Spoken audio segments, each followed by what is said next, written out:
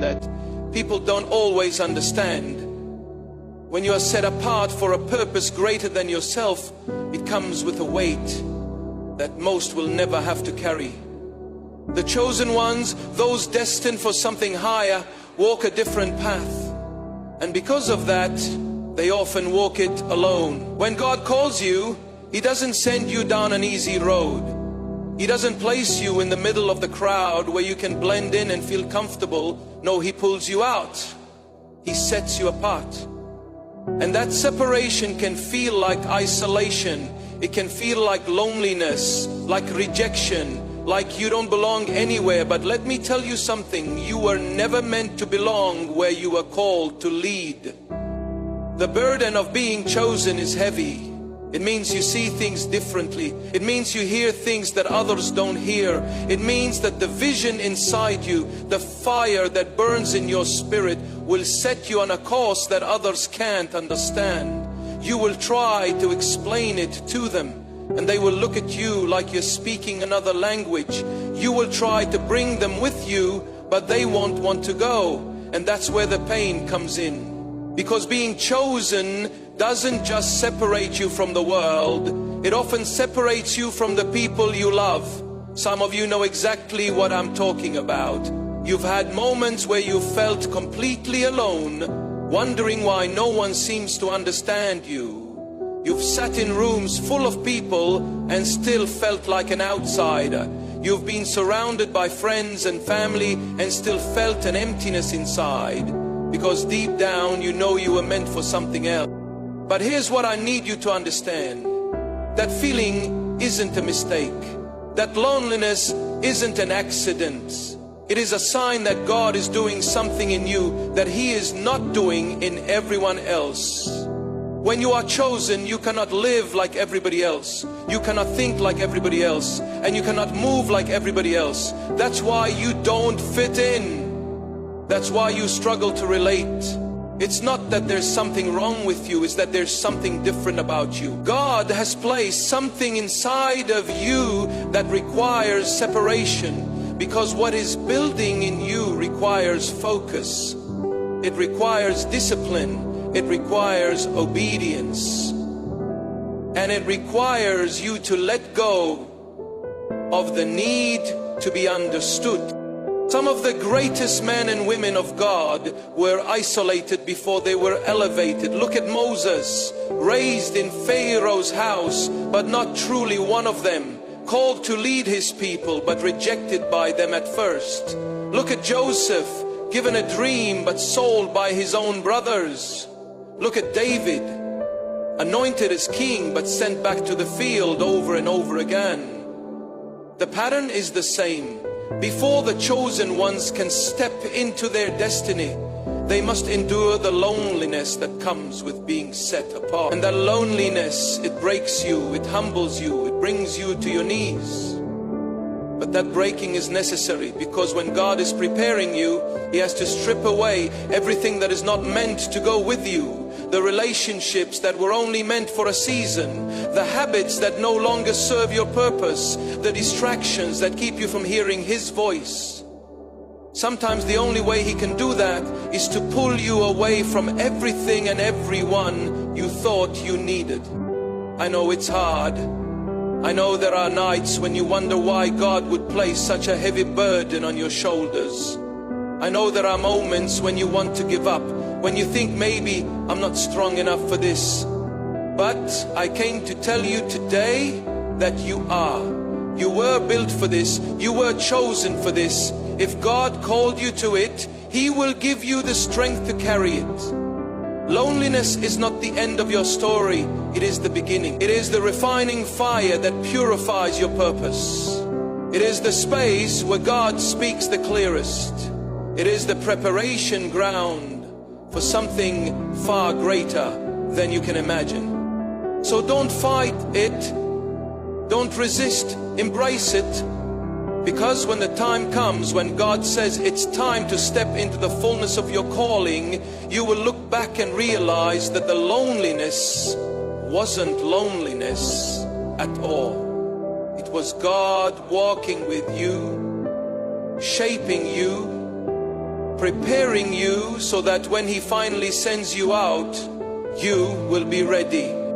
Rejection has a way of cutting deep. It makes you question yourself, wonder if you're good enough, if you're worthy, if you're truly meant for the calling you feel burning inside you. You step out in faith, believing that people will see what God has placed in you, believing they will support you, believing they will stand by your side. But instead they walk away. They turn their backs. They dismiss you. That pain doesn't just touch your heart. It shakes your very soul. But let me tell you something. Rejection is not a punishment. It is preparation. It is not God saying you are not good enough. It is God saying you are being set apart. Too often we take rejection personally. We see it as a sign that we have failed, that we are not wanted, that we are unworthy. But when God allows rejection in your life, it is because He is redirecting you. He is protecting you. He is making sure that you do not settle for something that is beneath the purpose He has placed on your life. Look at Joseph. His own brothers rejected him, threw him into a pit, sold him into slavery. He had dreams, visions of what God was going to do through him. But before he could step into that destiny, he had to walk through the fire of rejection. If his brothers had accepted him, he would have stayed where he was. If they had embraced him, he would have never been forced onto the path that led him to Egypt, to the palace, to the position God had already prepared for him. Sometimes the very people you think should support you will be the ones to push you away. They won't understand your vision. They won't see what you see, and you will be tempted to shrink yourself down, to lower your calling just to be accepted. But God didn't call you to be accepted. He called you to be set apart. He called you to rise above, to lead, to stand where others refuse to stand. And that means rejection isn't something to fear. It is something to embrace. When you are rejected, don't waste time chasing after people who don't see your value. Don't sit around crying over doors that have closed. Because if God allowed that door to shut, it means He has something greater in store. You might not see it now, you might not understand it in the moment, but if you trust Him, if you keep walking, if you keep believing, you will come to realize that every rejection was actually a blessing. Every no was a step toward a greater yes. Some of you are holding on to the pain of rejection, and it's keeping you from stepping into what God has for you. You're still thinking about the people who left. You're still replaying the words they said. You're still letting their opinions define your worth. But listen to me. Your value is not determined by the people who reject you. Your calling is not cancelled just because someone didn't believe in you. If God called you, that is all the confirmation you need. If God chose you, then no amount of rejection can stop what He has planned. You have to shift your perspective. Instead of seeing rejection as a loss, start seeing it as a sign that God is moving in your life. He is closing doors that need to be closed. He is removing people who cannot go where you are going. He is making sure that when you step into your destiny, you are surrounded by the right people, in the right place at the right time. Jesus Himself faced rejection. He was despised, ridiculed, mocked by the very ones He came to save. He was betrayed by those closest to Him, and yet He never let their rejection stop Him from fulfilling His purpose. If even Jesus had to endure rejection, why do we think we will be embraced? Why do we think that being chosen means we will be embraced? The truth is, the greater the calling, the greater the rejection, the higher the purpose, the lonelier the road. But here's what I need you to understand. Rejection is not the end of your story. It is a necessary part of your preparation. It is shaping you, refining you, making you stronger. Because when you finally step into the place God has been leading you, you will look back and realize that every rejection was actually God's way of saying, I have something better. You will see that He was always in control, always guiding your steps, always preparing you for something greater than you could have imagined. So the next time you face rejection, don't cry over it. Don't beg for acceptance. Stand tall, hold your head high, and remember, you were never meant to fit in. You were meant to stand out, and God is using every rejection to push you closer to your purpose. There comes a point in life when you realize that before God elevates you, He first allows you to be broken. It's not the kind of breaking that destroys you, it's the kind that strips away everything that is not meant to go with you into your next season. It's the kind of breaking that refines, that humbles, that prepares. Because God never promotes without preparation. And preparation always comes with pain. Some people think being chosen means an easy road, a life free from struggle. But if you look at anyone God has ever used, you will see a pattern. Before the elevation, there is isolation. Before the breakthrough, there is heartbreak. Before the crown, there is a crushing.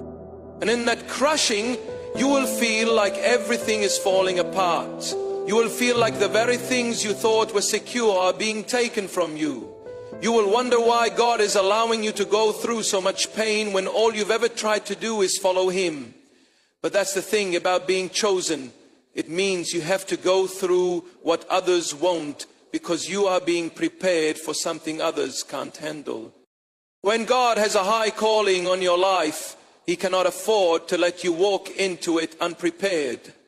He cannot afford to let you carry pride, bitterness, unforgiveness, or dependency on people. So He allows the breaking, not because He is cruel, but because He knows that what He has for you is too great to be carried by who you are right now. Look at David, anointed as a young man, called to be king. But before he ever sat on a throne, he had to run for his life. He had to hide in caves. He had to be betrayed by the very people he once fought for. God had already chosen him, but he wasn't ready yet.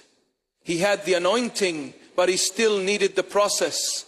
And the process was painful. Some of you are in that process right now. You feel like you've been cast aside, like you've been overlooked, like the weight of life is pressing down on you. You've been faithful, but doors haven't opened. You've been obedient, but the road has been rough. And you're starting to wonder if you have the strength to keep going. But let me remind you, just because you don't see the promise yet, doesn't mean it's not coming. Just because you're in the wilderness, doesn't mean you're not on the right path.